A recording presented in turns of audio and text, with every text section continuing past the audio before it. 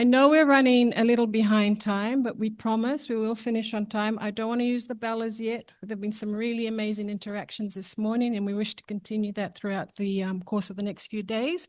So I'm going to invite our next group of facilitators. They're actually co-facilitators for session 3.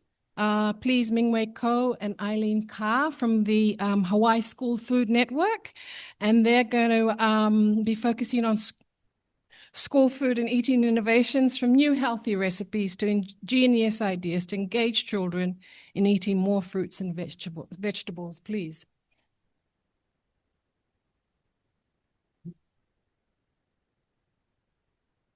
Good morning. I also would like to invite Mohinesh.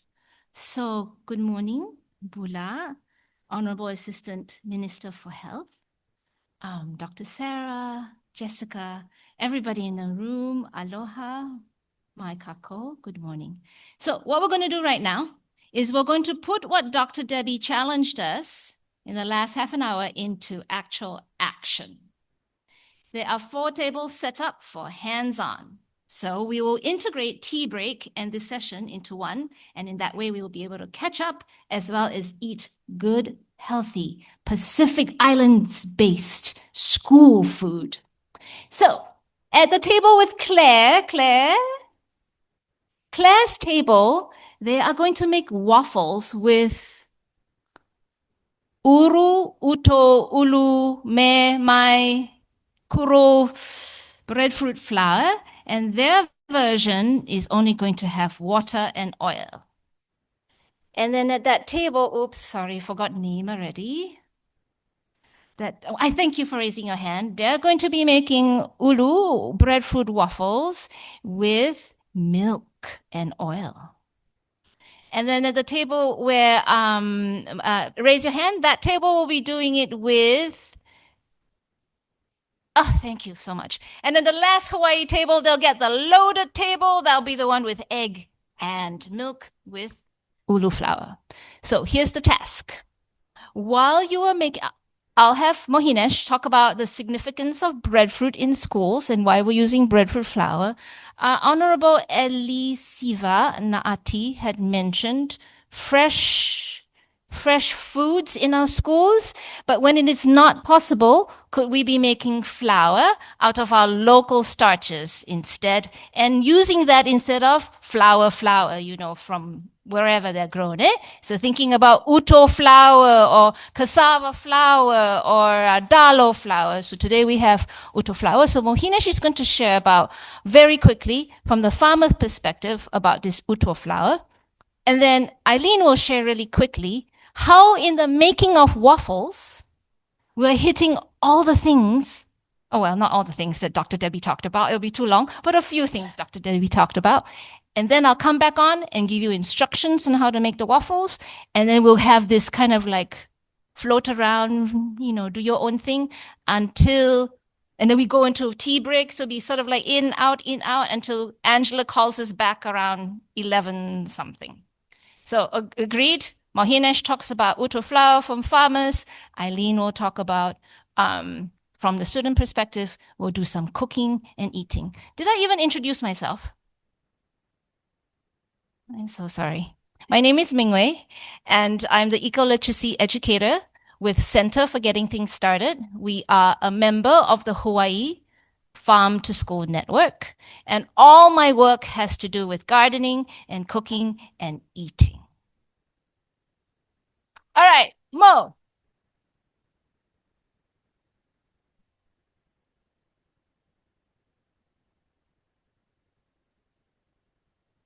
Thank you, Mingwei. My name is Mohinesh Reddy. I'm from Pacific Farm Organizations, and it's a pleasure to be here this morning. Today, I'll be sharing with you experiences from one of our members, the Tutu Rural Training Center, which is based in Taveuni, Fiji. So the inspiring story is led by Tutu Rural Training Center. Across the Pacific, we face a dual challenge. We have heavy resilience on imported grains and rising rates of non-communicable diseases, NCDs, in our schools. Children often gravitate towards processed imported foods, like instant noodles, breads, the normal ones, sweet snacks. Meanwhile, highly nutritious, climate-resilient traditional staples like breadfruit or uto, as we call it in Fiji, are frequently underutilized. TRC asks themselves a question: how do we get children to eat more local, nutritious foods? The answer wasn't to force them to eat plain boiled breadfruit, but rather the answer was to meet them where their appetites are. Using innovation and value addition to make breadfruit exciting, familiar, and delicious. To achieve this, TRC launched a holistic strategy to transition breadfruit from a neglected backyard tree into the crop of the future. A major part of this initiative involved upgrading the TRC food lab to enhance the production efficiency of organic breadfruit flour. By processing highly perishable seasonal breadfruit into shelf-stable, gluten-free flour, they completely transformed how this crop can be used. Using this flour, TRC has successfully developed a range of kid-friendly recipes, including pies, pastries, cakes, and pizzas that are part of the meals of almost 90 students that are currently studying at Tutu Rural Training Center. They're also producing breadfruit pancake mix, roti flour, and even breadfruit noodles as substitutes. Think about the impact of this in a school food environment. Instead of importing wheat noodles, children can eat nutritious breadfruit, breadfruit noodles. Instead of standard waffles and pancakes, school breakfast can feature gluten-free breadfruit waffles and pancakes. They're also making breadfruit chips, which are a massive hit with younger generations. And they're also supplying it to some schools in the West as well. Healthy substitute for potato chips. By transforming the texture and presentation of the fruit, Tutu bridges the gap between indigenous nutrition and modern children's taste. But having the product is only half the battle. The other half is changing the mindset. To successfully rebrand breadfruit for youth and their families, TRTC has hosted breadfruit festivals, intervening under the theme Breadfruit Crop for the Future. These festivals are a vibrant interactive platform that bring together roughly 250 participants, including farmers, women's groups, and local youths. They didn't just talk about agriculture, they made it a culture and culinary celebration.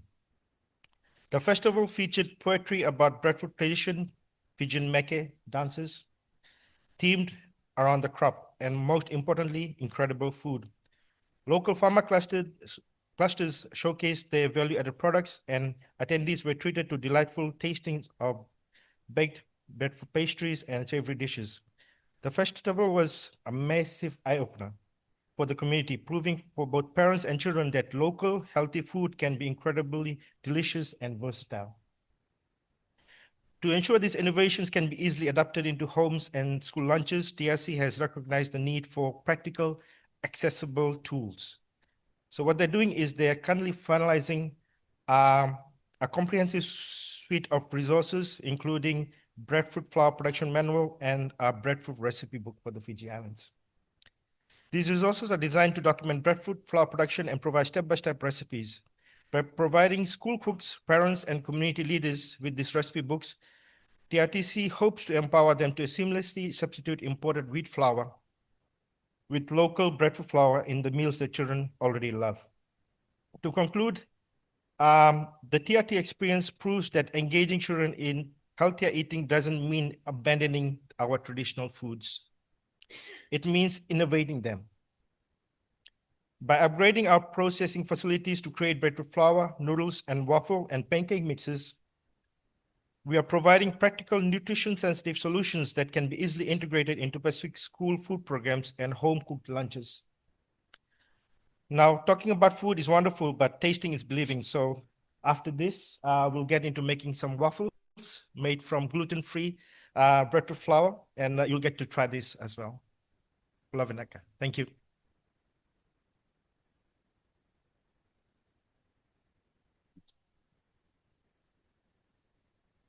Bula, aloha kakahiaka. My name is Eileen. My students call me Kumukar. I am a teacher in Honolulu, Hawaii, at Waikiki Elementary School.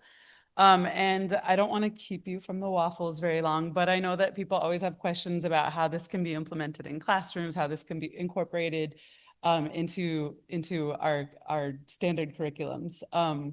And my classroom is a demonstration that it can be incorporated into every single subject area, and you can kind of cross-reference it with dozens of Common Core standards or whatever standards your schools follow. But we've incorporated it in my fourth grade classroom into art lessons, English language lessons, literacy, math, science, speaking and listening, and one of the most important that isn't always embedded in Common Core, though, is the social emotional, the SEL standards that Debbie spoke to as well. Because if kids don't feel good at schools, then they're not going to learn well. And things like Ulu Waffles can make a huge difference in not just kids' physical health, but also their joy in learning and their desire to come back to this place and commit themselves wholly to their education. So some of the standards in particular, because I know that you need to know that before you eat waffles. Some of the standards as far as English language goes, we've incorporated a lot of research. My students have done a lot of reading and interviewing about the different canoe crops growing in our school garden. I'm blessed to work in a school with double blessing. One, we have a tremendous school garden that has over 60 fruit trees. And two, we have an administration, we have a principal who supports teacher creativity. And he allows us to kind of innovate in our classrooms, which allows me to use the garden as an extension of my classroom. But we've been able to do reading, obviously, a lot of writing. We've written op-eds to local news outlets talking about the benefits of local foods and why kids want to eat those, why schools should be serving them. We've written testimony to the Hawaii State Legislature, and just last year, my students helped to get a law passed in the state of Hawaii that increases procurement for locally sourced foods from the DOE, which is amazing. And the kids actually know what that means. They've been writing letters to me this year saying how important it is to them that before they graduated elementary school, they were a part of the legal process and actual political action and advocacy. That's a huge thing for kids to learn at a young age. And then more recently, we've been working on walking tours of our school garden. And no matter the state of your school garden, there have got to be plants around a school, and kids can incorporate the reading and the writing and math and science into giving to and culture and history and family into walking tours where they name the plants, they explain uses of the plants, they tell stories, they share sayings that feature those plants. And then, of course, give out prizes at the end, which we made stickers that feature the different canoe plants. But math and science can also feature into studies of canoe plants and the waffle making, including looking for patterns that we see when we are growing, solving problems, designing solutions to solve problems that we are encountering, measurement, data collection, data interpretation, and then a whole range of engineering models can be used when we're making waffles and growing canoe plants. But thank you all so much for being here. Thank you to this Talanoa for happening and bringing everybody in this room together. We hope that your waffle experiences are fantastic and inspiring, and we hope that you'll bring them back to the kids of your home islands. Thank you all.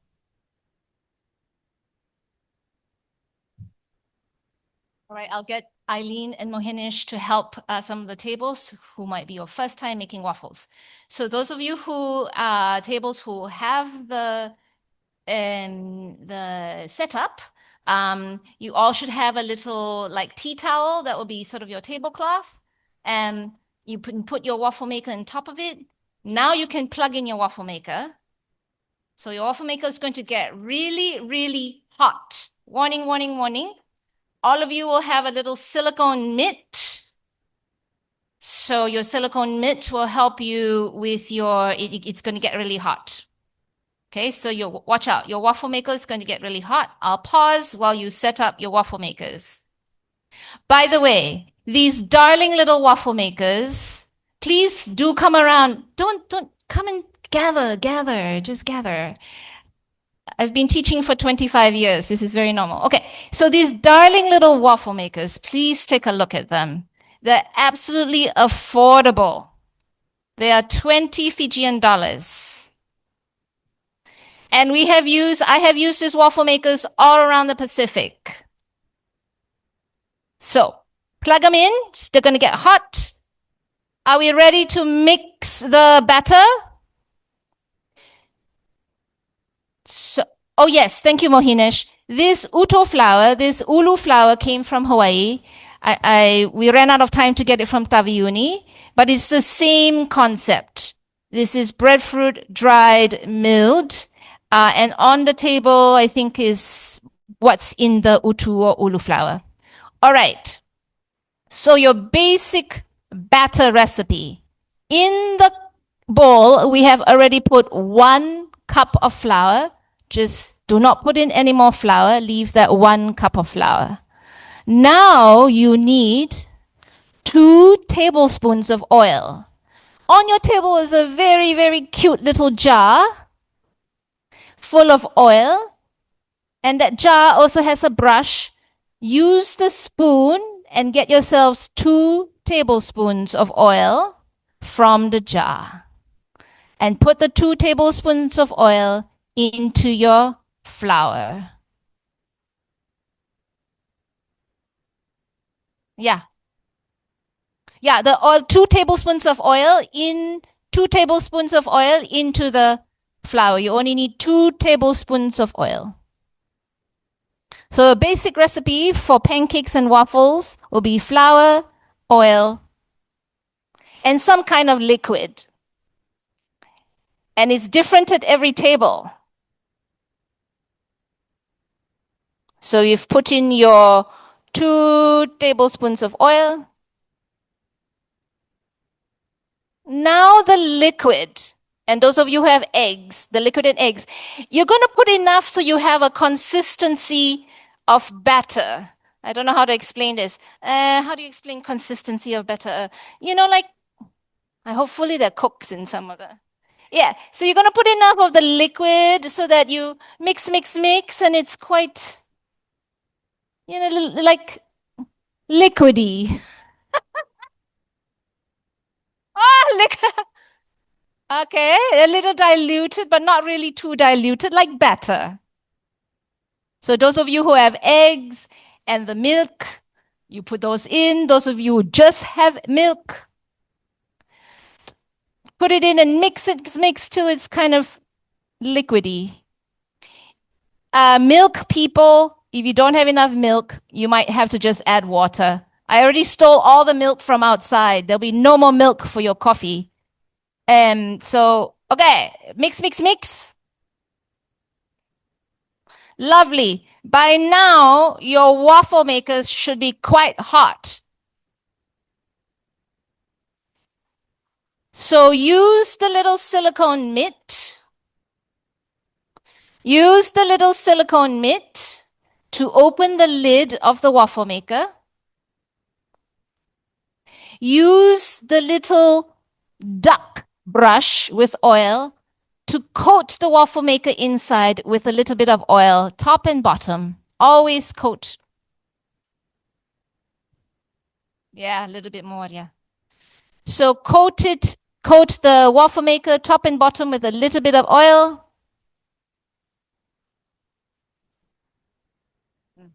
Okay.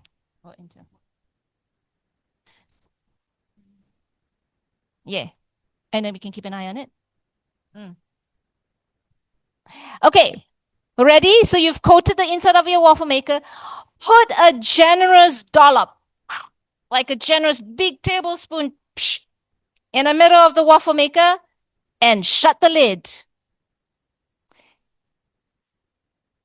Looks good. Shut the lid. Everybody got one in there? Shut the lid. Now it's time for a group photo while your waffles are being cooked. So while the waffles are cooking, we're going to take a group photo. Angela, tell them what to do. Thank you, Ming Wei. We know everyone's having fun. but we'd like to have a group photo at this juncture. And while we're out there, morning tea's ready, so you can bring that in. And by then, the waffles should be ready in time for our next session.